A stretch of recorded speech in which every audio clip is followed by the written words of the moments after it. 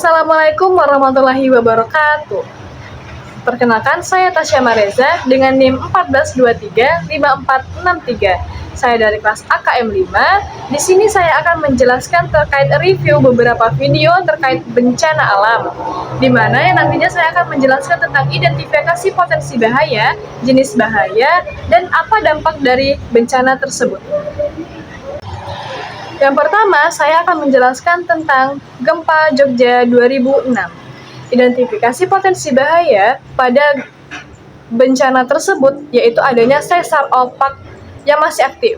Sesar ini adanya patahan lempengan yang berada di bawah Kepulauan Jawa, sehingga patahan ini akan menjadi sebuah sesar yang dinamakan dengan sesar opak. Sesar opak inilah yang adanya potensi bahaya untuk terjadinya gempa. Pada 2006 silam, ketika patahan ini terjadi karena sesar opak, sehingga adanya gempa yang berkekuatan 5,7 skala Richter dengan 57 detik.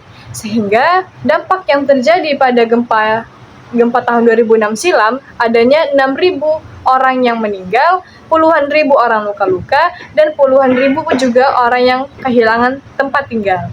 Jenis bencana yang ada pada bencana alam 2006 silam di Jogja adalah gempa tektonik atau gempa berkekuatan yang besar diakibatkan dengan lempengan yang bergeser sehingga adanya terjadi bencana alam yaitu gempa.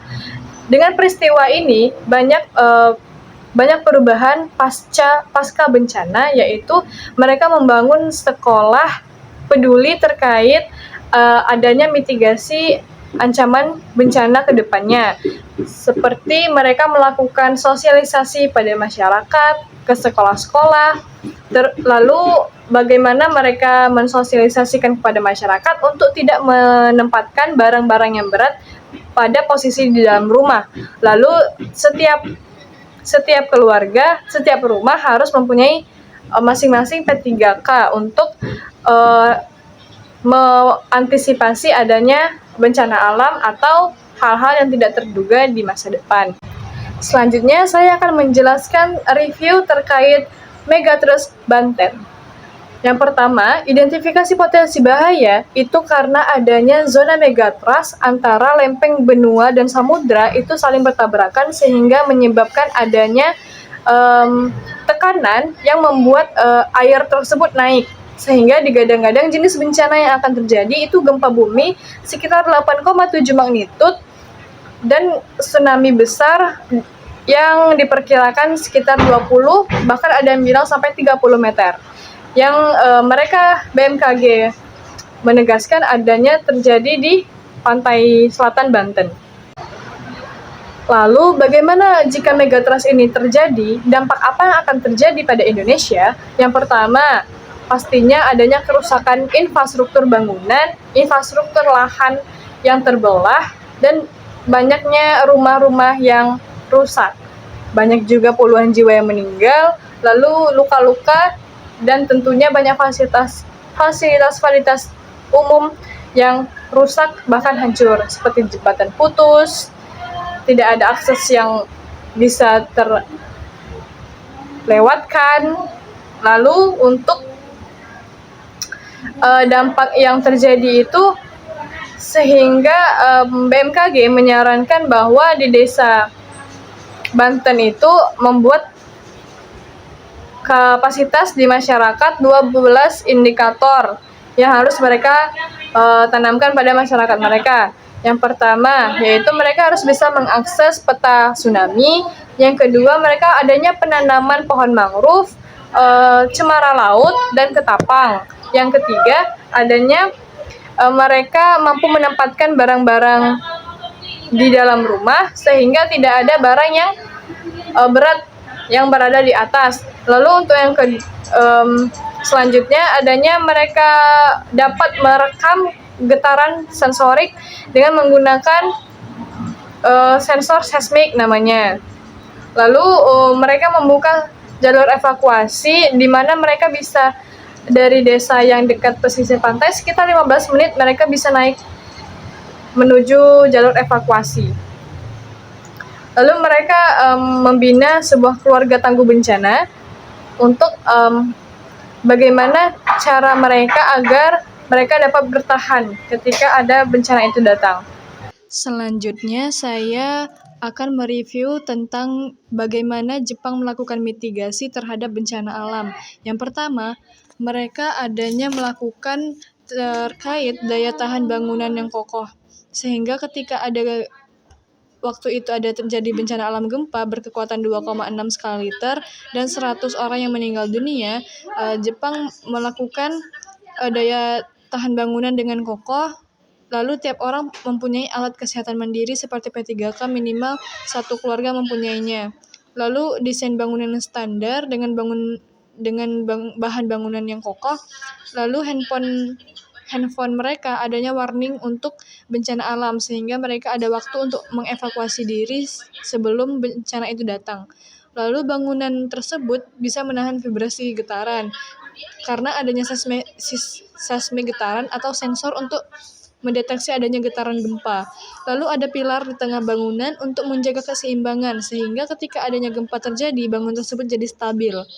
Lalu mereka melakukan konsep bangunan rumah, ketika adanya getaran, maka rumah tersebut akan terangkat sekitar 1/3 cm dari permukaan. Lalu mereka menetapkan adanya early detection.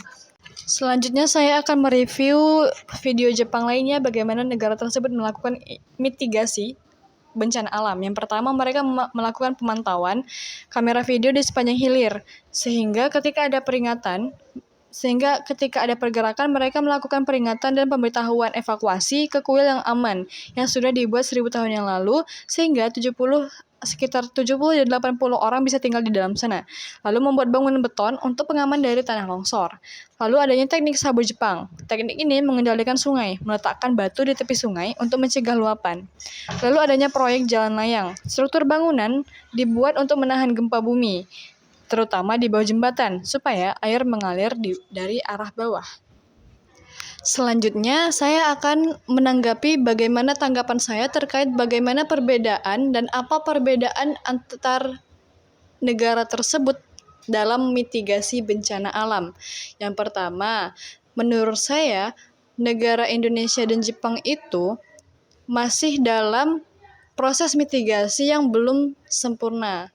Bisa dikatakan sempurna, itu lebih kepada ke Jepang, karena negara Jepang sudah dalam proaktif, seperti mereka sudah melakukan bagaimana caranya agar mereka dapat mengevakuasi diri secepat mungkin dengan melakukan adanya peringatan dini pada handphone mereka. Ada sirine dini, ada sensor suara untuk mendeteksi getaran. Lalu mereka membangun fasilitas bangunan yang sangat mendukung ketika bencana alam tersebut datang. Contohnya, mereka membangun bangunan yang di tengahnya ada pilar sehingga tetap stabil ketika adanya gempa. Mereka membangun fasilitas rumah ketika ada gempa. Rumah tersebut akan naik ke permukaan beberapa sentimeter. Dalam hal itu, Jepang sudah proaktif dalam menangani mitigasi bencana. Untuk Indonesia masih tahap dalam bagaimana mereka melakukan mitigasi tersebut saat bencana alam tersebut sudah terjadi, seperti mereka melakukan bangkit bersama, bisa dilihat dari gempa Jogja 2006. Di Indonesia juga tidak sepenuhnya adanya dukungan dari pemerintah. Ketika tidak adanya dukungan dari pemerintah ini, mereka sangat mengandalkan komunitas yang ada di masyarakat, sehingga hal inilah yang membuat Indonesia masih dikatakan belum untuk melakukan mitigasi bencana. Dan menurut saya seperti itu. Untuk perbedaan mitigasi, bagaimana perbedaan kedua negara tersebut. Itu saja yang bisa saya sampaikan. Saya minta maaf apabila ada kesalahan kata. Dengan Allah saya mohon maaf pun. Saya akhiri. Wassalamualaikum warahmatullahi wabarakatuh.